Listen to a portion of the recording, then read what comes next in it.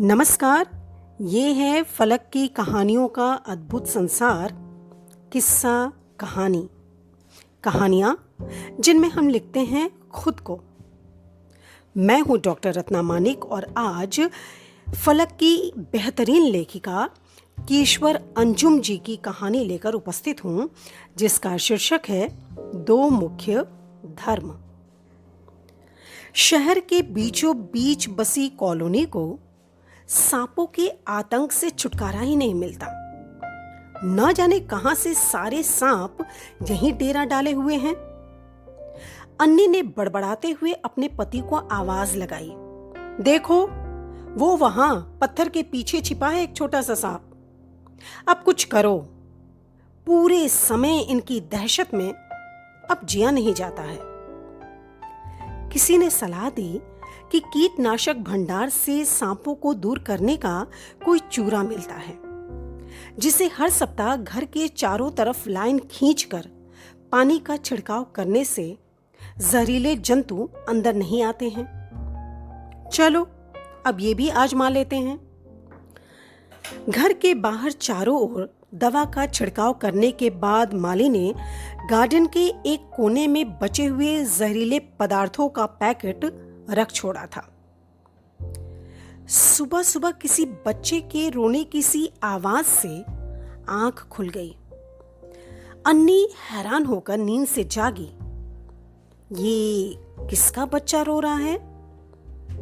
Garden में बिल्ली के बच्चे तड़पते हुए पड़े थे।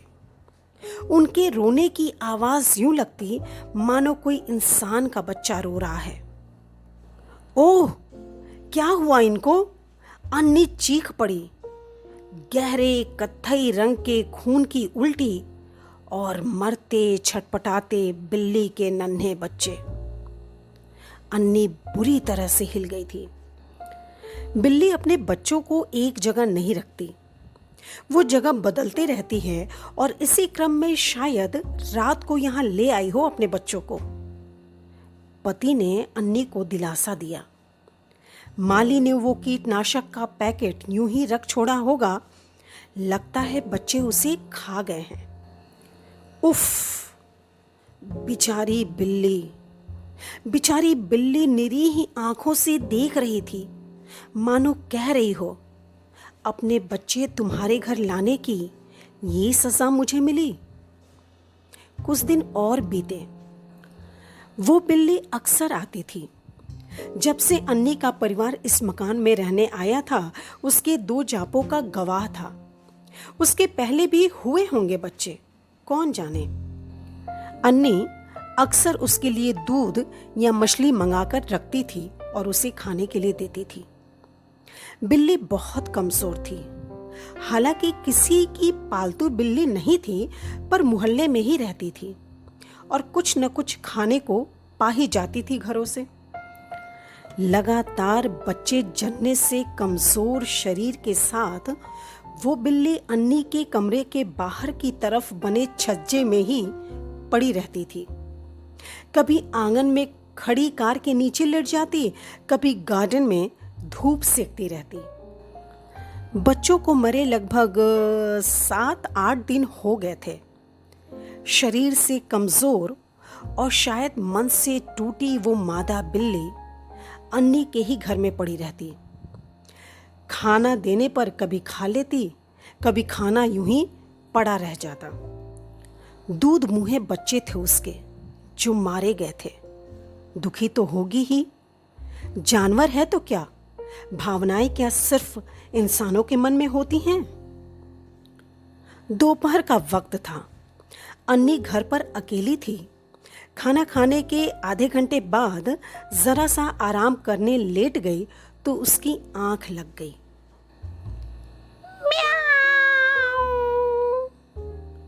अचानक बेहद तीखी सी आवाज से अन्नी हड़बड़ाकर उठ बैठी।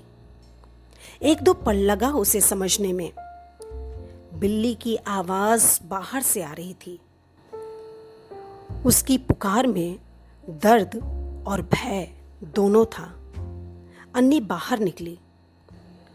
कार के नीचे वो मादा बिल्ली विलाप कर रही थी और बाहर आंगन में एक मोटा तगड़ा बिल्ला खड़ा था। मादा बिल्ली उससे डर कर रो रही थी। नर बिल्ला बार बार उसको गुर्रा कर डरा रहा था। अन्नी ने किसी तरह से उसे भगाया। ये हर दिन का खेल हो गया।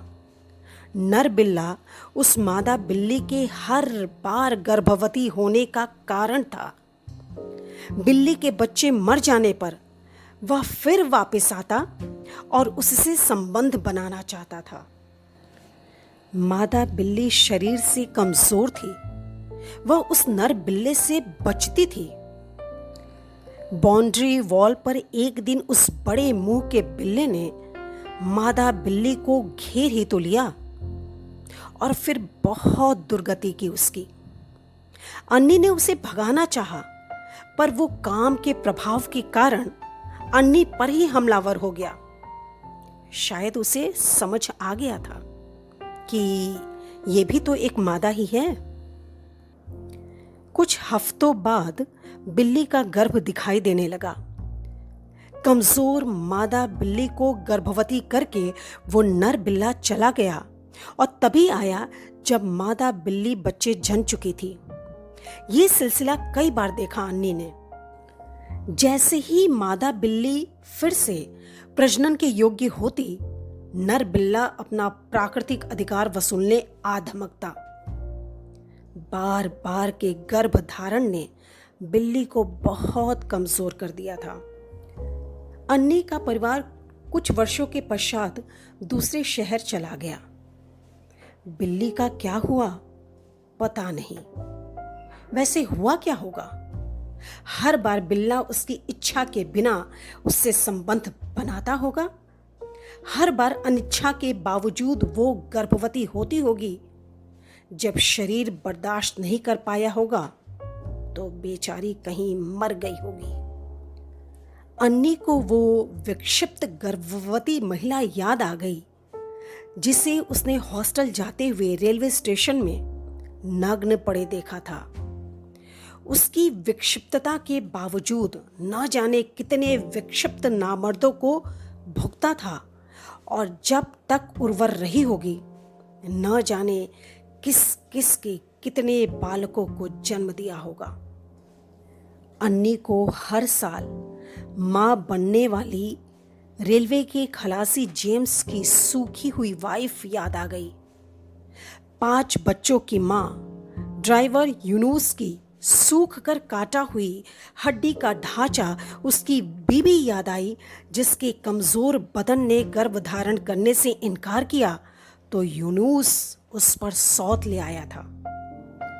अन्नी को काम वाली बाई याद आ गई जो हर दूसरे साल बच्चा जनती थी, जिसका पति उसे सड़क पर ही पीट देता था।